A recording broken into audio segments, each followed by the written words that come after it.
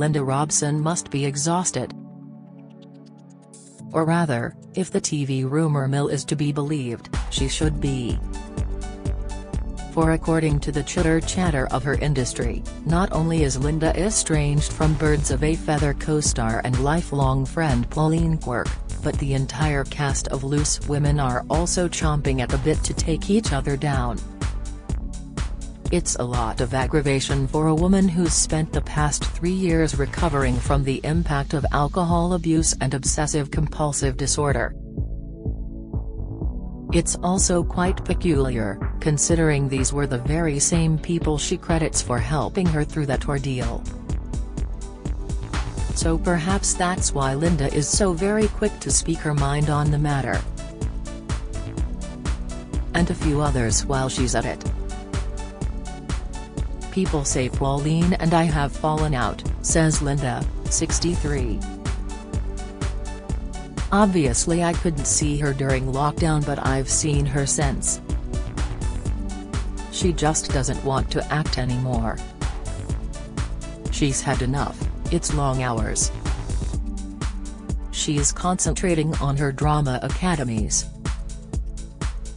She's very hands-on, going to classes and all that. I see Leslie, Joseph, all the time because we won Celebrity Coach trip last year. And during the lockdowns I would leave funny things on her doorstep, like Tenna Lady and hair dye. But when I was ill, both Pauline and Leslie rang me, or a member of my family, every couple of days to see how I was. They were both a big support and really there for me. It'll be reassurance to the fans of the sitcom, who've spent 30-odd years invested in the highs and lows of Pauline and Linda's downtrodden Essex wives Sharon and Tracy Theodopolipoulos, plus the rather different ups and downs of Leslie's man-eating neighbor Dorian Green. But it's Loose Women who have really been pitted against each other of late, with rumors of behind-the-scenes squabbles flying on social media.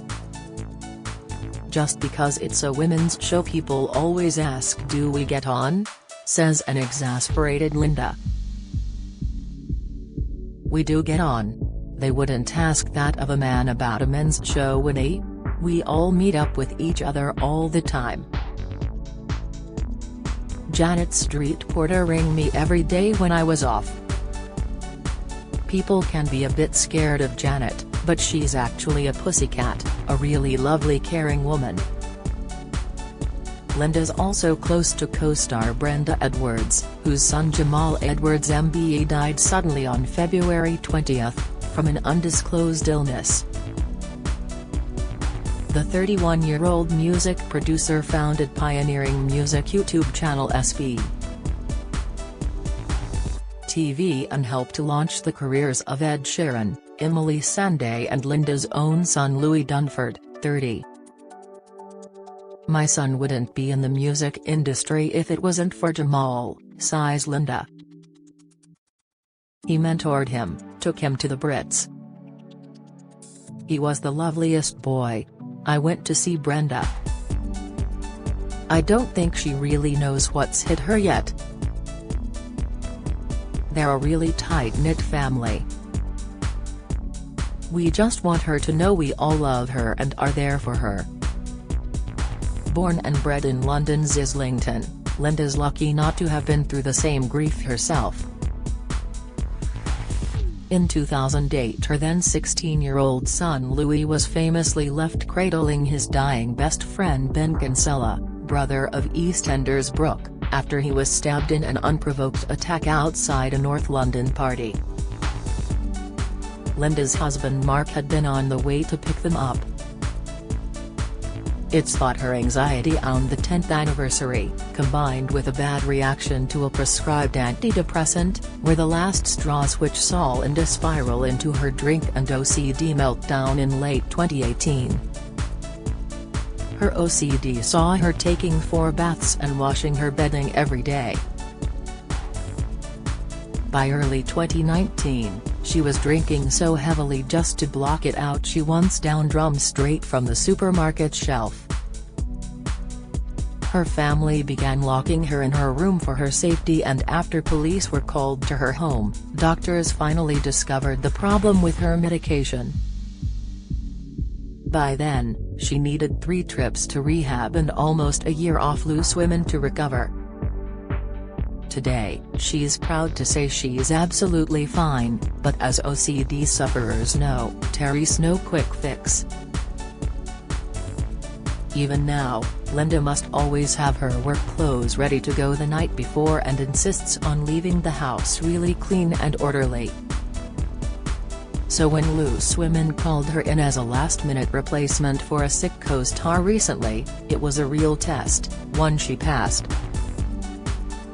"Normally I'm organized the night before, but I was still in bed. So I got in a bit of a flap," Linda explains. "But once I got there I was fine. It was the same on the first day back after being off ill. Yet every time I go in, it just feels more and more like my life is getting back to normal." Linda fears a family link to the condition, which can present in different ways, after realizing her late mum also had it. "At the time we just thought she was really clean," admits Linda. On the upside, she's been teetotal for 3 years and thanks to virgin pina coladas, her new tipple, hasn't missed alcohol at all. She's also stopped blaming herself when it comes to husband of 32 years Mark Dunford, son Louis, and daughters Bobby, 26, and Lauren, 39. "I'd always been the one who supported my family when there were problems," Linda recalls. "Then suddenly the roles were reversed. I felt really guilty. But I don't feel as much guilt now because I feel like I'm back to the woman I was before all of it." Linda adds, "And I think Mark and I are even stronger. I really think we are. She's definitely back on fighting form." Her local MP, former Labour leader Jeremy Corbyn, recently got an earful when visiting the set of her new film Some Other Hood, the sequel to 2011's A New Hood. "I had a go at him about the Islington Road closures," she laughs. "I wouldn't say I scared him, but I gave him a talking to." Then Terry Lawrence Marks, the Birds of a Feather writer, who hit headlines last month by saying the sitcom, which ran between 1989 and 1998 and 2014 and 2021, would never return. "When we created them, they had a whole sexual life in front of them and it was all about sex," he said. "Now they're in their 60s, it's a different sort of series." Linda's unimpressed. "I honestly don't know why he said that, I really don't," she exclaims. "We did it in our 60s already. And we're growing old with the audience. Tracy got skin cancer. We had menopause patches all over the set. And Dorian's never going to give up on men. Leslie's 76 now and still has the same figure as when we started. So yeah, now we'll probably never get to do it again. But I just think people still love the show and have a lot of history with it. And we brought a younger audience to it as well." Asked if she would do another series, Linda doesn't hesitate. Yep, we had the happiest time." The mum of 3 is also fighting for another good cause, encouraging women to get cervical screening. Both her daughters were found to have abnormal cells just before the pandemic. "When Lauren and Bobby got the letters, it was a really worrying time," she recalls. "It's always in the back of my mind that both my parents had cancer. Eventually everything was okay, thank God. Both my girls are doing really well now, they're fine. But it's so important to get regular checks. The Joint Department of Health and Social Care and NHS campaign was launched as it was revealed 1 in 3 women do not go for their cervical screening. 2 UK women die each day, but 83% of deaths could be prevented. In a poll of 3,000 people, 42% claimed they were too embarrassed while 28% worried it would be painful. "It's not nice, you're there with your legs in the air," laughs Linda. "But it's 10 minutes. When you think of all the hours in every day, it's not long, if it can save your life." As for embarrassment, well, few could top Linda's snafu. She previously admitted doctors discovered a coil she'd forgotten she had fitted.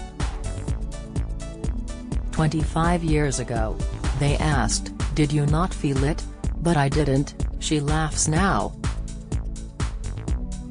"It was embedded. I had to go to hospital to remove it. That was a little embarrassing." Imagine the phone call when she told Pauline and Leslie.